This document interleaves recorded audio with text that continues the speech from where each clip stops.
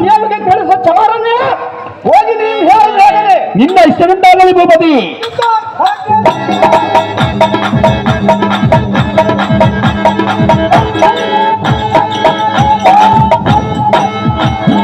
ನಂದೇಳಿ ಅಂಬಾಬಯ್ಯವರು 500 ರೂಪಾಯಿಗಳನ್ನ ಕೀಚಕನ ಪಾತ್ರಕ್ಕೆ ಆಡ್ ಮಾಡಿ.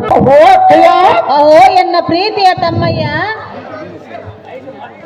ನಿಂದ ಏನದಮ್ಮ ಇಲ್ಲ ನಿಂದ ಐತಿಯಮ್ಮ ತಮ್ಮಯ್ಯ. ಅಕ್ಕಯ್ಯ, ನನ್ನ ಯೋಗಕ್ಷೇಮ ವಿಚಾರವನ್ನು ಕೇಳುವುದಕ್ಕೆ ಬಂದಿರುವೆಯಾ ಅಕ್ಕಯ್ಯ? ತಮ್ಮಯ್ಯ, ಹೇಳಬೇಕೆ? ಹೇಳು ಅಕ್ಕಯ್ಯ. ಹೇಳುವಿನ ಕೇಳು. ಅದೇನು ಚೆನ್ನಾಗಿ ಹೇಳುತ್ತದೆ. ಬಾರೈ ತಮ್ಮನೇ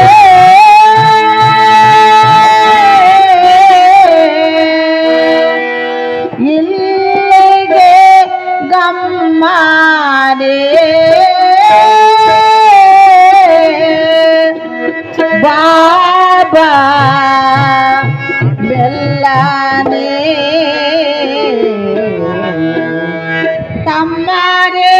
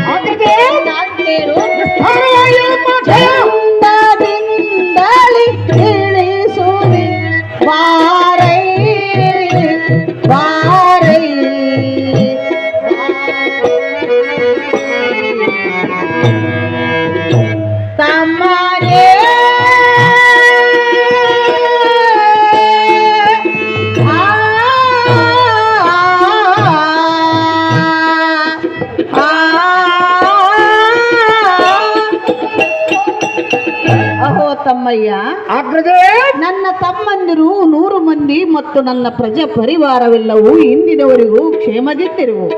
ಅಹೋ ತಮ್ಮಯ್ಯ, ಮತ್ತು ನೀನು ನಿನ್ನ ತಮ್ಮಂದಿರು 100 ಮಂದಿ ಮತ್ತು ನಿನ್ನ ಪ್ರಜೆ ಪರಿವಾರವಿಲ್ಲ ಕ್ಷೇಮವೇನಪ್ಪ ಅನುಜಾಗರಣಿ ನೀನೇ ಧೀಮಣಿ. ನಿನ್ನ ದಯದಿಂದ ನಮ್ಮ ತಮ್ಮಂದಿರು ಮತ್ತು ನನ್ನ ಪ್ರಜ ಪರಿವಾರವೆಲ್ಲ ಕ್ಷೇಮದಿಂದಿರುವುದು. ಹೌದು ತಮ್ಮಯ್ಯ.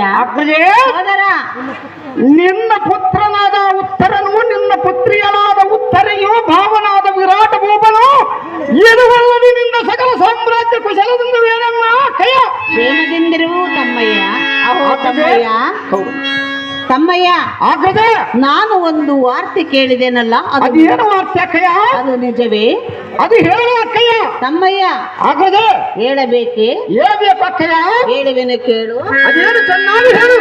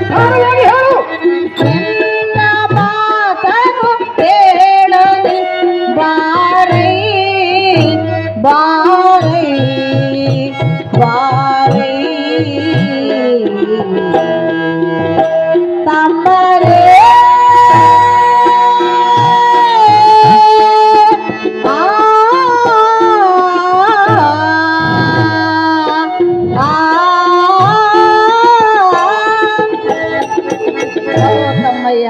ಅಗ್ರಜೆ ದುರುಳನಾದ ಕೌರವನು ನಿನ್ನನ್ನು ಕಂಡರೆ ಸೇರನು ಎತ್ತೆತ್ತಲೋ ಮಾತನಾಡ ಏನು ಹೇಳಿದ್ರಿ ಅಕ್ಕಯ್ಯ? ಅಪ್ಪವನ್ನು ಕೊಡುವುದಿಲ್ಲವೆಂದು ಮಾತನಾಡುತ್ತಿರುವುದು. ಹಾ ಅದನ್ನು ಕೇಳಿದರೆ ನನಗೆ ಭಯವಾಗುತ್ತದೆ ಕೀಚಕಾಗಣಿ ಧೀಮಣಿ.